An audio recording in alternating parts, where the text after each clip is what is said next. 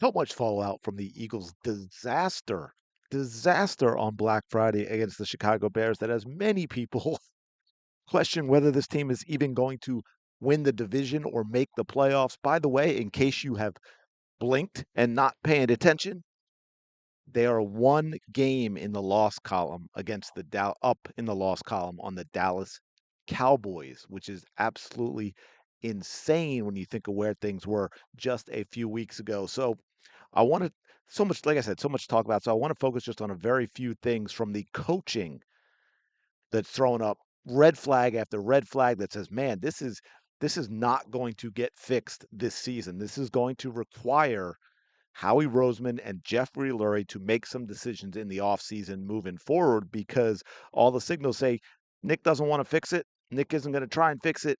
And these problems are going to cost the Eagles more games. Welcome back to the channel. Thank you so much for being here. Appreciate all your support, of course.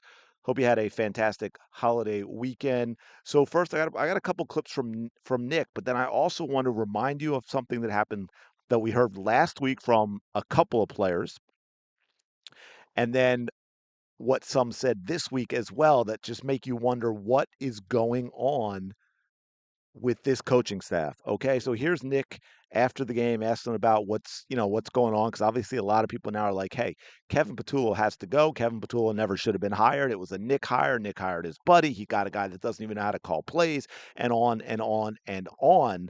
And of course, Nick has been a staunch defender of that all season long. And before I play this, I just want to make clear this just isn't the topic of this video.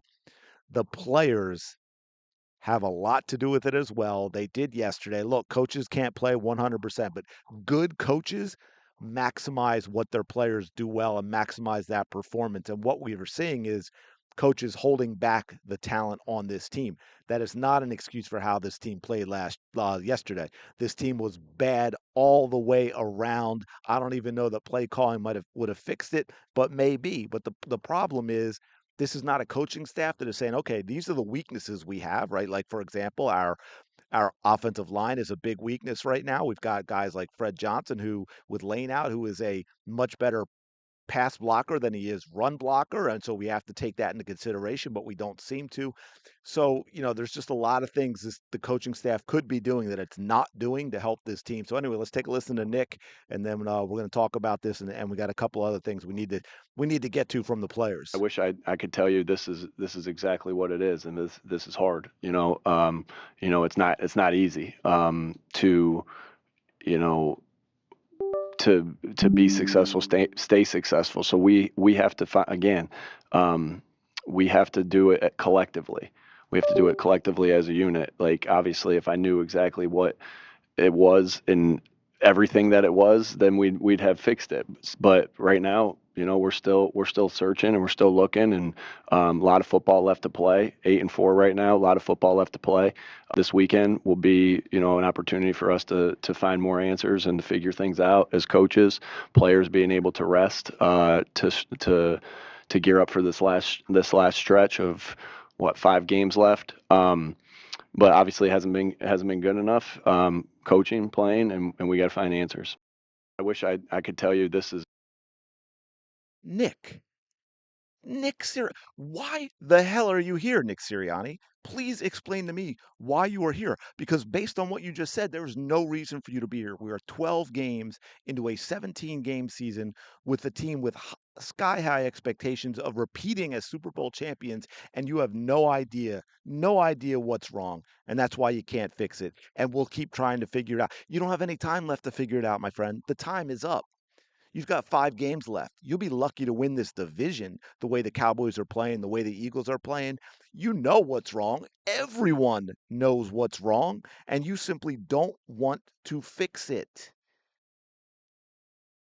I want to share one more clip with Nick because here's again where it gets really concerning as well when he's basically defending Kevin Patullo, defending the play calling, and basically not going to make changes, folks, because it's more than one person.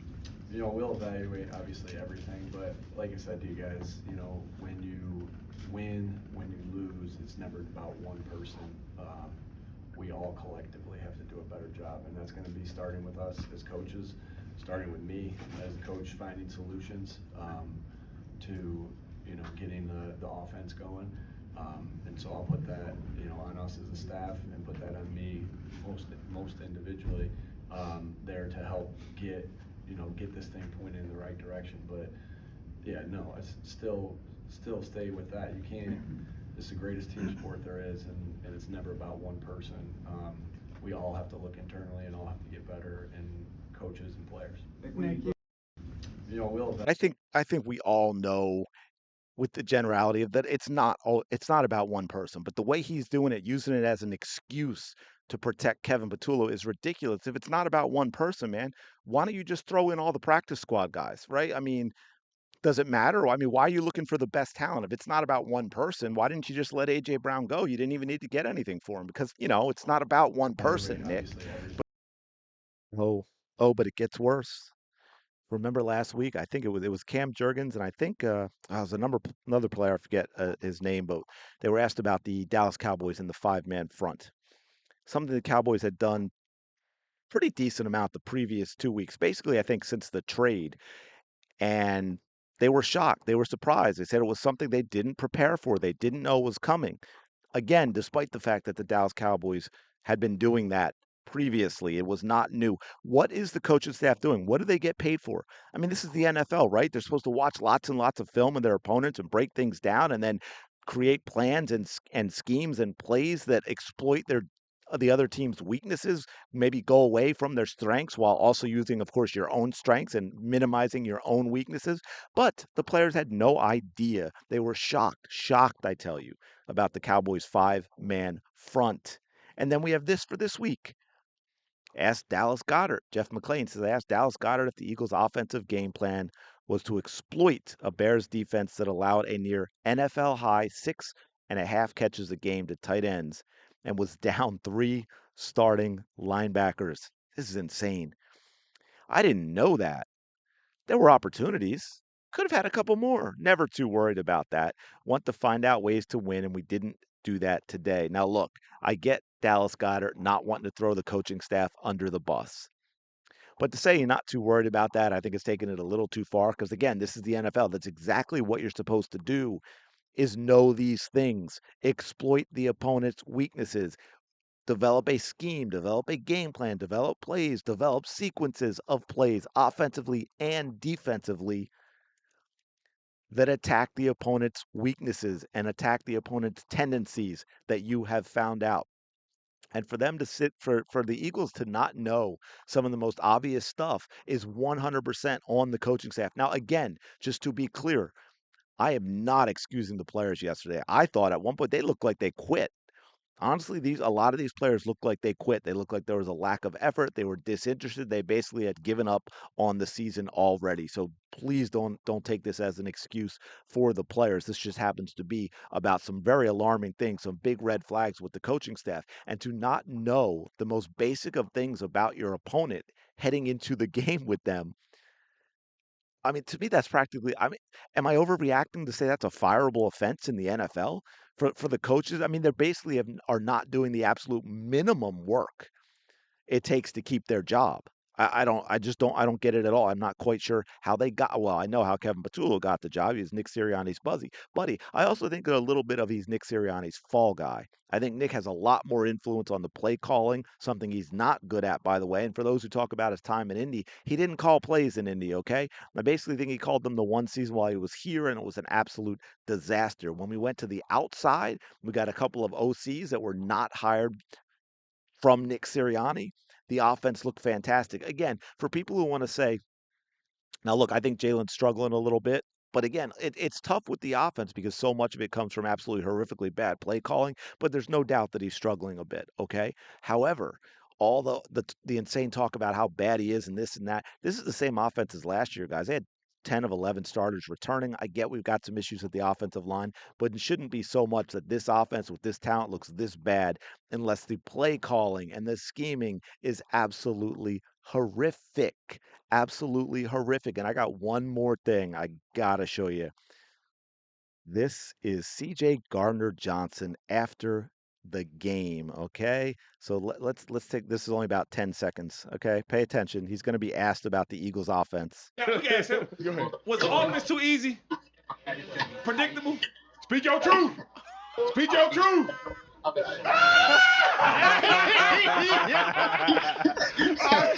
Oh man. They're being laughed at. Of course, LaShawn McCoy is a little punk, but that's an issue for another day or a topic for another day. But there you go. See Nick Johnson, and to be fair with him, he was asked earlier about whether he was trash talking and so forth out there, and he said he didn't really. He respects the guys that he played with. He wasn't going to be like that. But yeah, again, the Eagles' offense in terms of the predictability is being laughed at. Now let me ask you this. I'll leave you with this final thought. Forget the Jalen Hurts stuff because we know that's all so emotionally loaded for a whole lot of irrational people out there that hate him for some reason. I don't understand it. These same people, if others were saying the same stuff about, I don't know, Lamar Jackson, we'd be hearing a whole lot about the R word that ends in ist, right? But for some reason, Jalen Hurts is fair game and then some.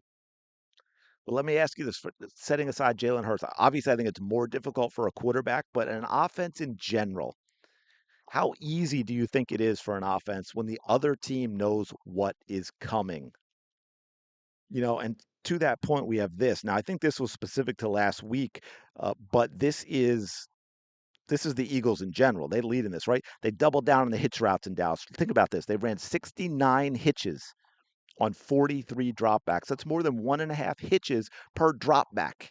Basically, that's all these wide receivers do. And don't tell me, oh, that's all Jalen Hurts can throw, because we could show you a ton of film, including all of last year, that shows that he throws a heck of a lot more than that. But you can see the Eagles sitting up here with basically the ones at the bottom, there's crossing routes. So you see they basically do no crossing routes and they throw a lot of hitches. And so the final thing I'll give you, even though I just said the final thing, was that pass to Devontae Smith.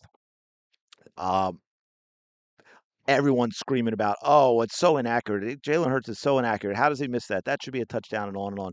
I haven't heard a word about how unbelievably inaccurate Caleb Williams was. But my point being, I'm not sure that it was inaccurate. And I'm not even absolving Jalen Hurts of fault because he may have misread. But as you can see, they run a lot of hitches. My guess in watching that and talking to other people is it was an option. It could either be a hitch or Devontae Smith could go across the field, crossing route. And I think Devontae saw that the field was wide open. He chose that. What Jalen Hurts saw, and if you watch that again, he drops back and he fires right away. I think he just expected Devontae Smith to sit down, run a hitch like the Eagles have been running all season long. So I think it was a lot more miscommunication than it was really bad throw. Again, not that absolves him of fault. I'm just saying I don't think it was that poor of a pass. But anyway, so these are a lot of red flags, guys. I mean, this is pretty simple. When you got players saying we didn't prepare for the most obvious and basic things that we should know about, that's 100% on the coaching staff. And when the head coach is saying, yeah, it's never just one person's fault, and he's making it clear that he's not changing the play calling, I don't know how they get better. Now, luckily, this is probably the final stretch of games is probably the easiest part of the schedule for the Philadelphia Eagles. Although the way they're playing, I don't know what that means, but they may not even get a bye. Well, they won't get a bye because they're not getting the number one seed. They may not even get the number 2 seed at this point. But anyway, let me know your thoughts in the comments below. Appreciate you being here. Smash that like button, subscribe to the channel. Let me hear what you're thinking about this.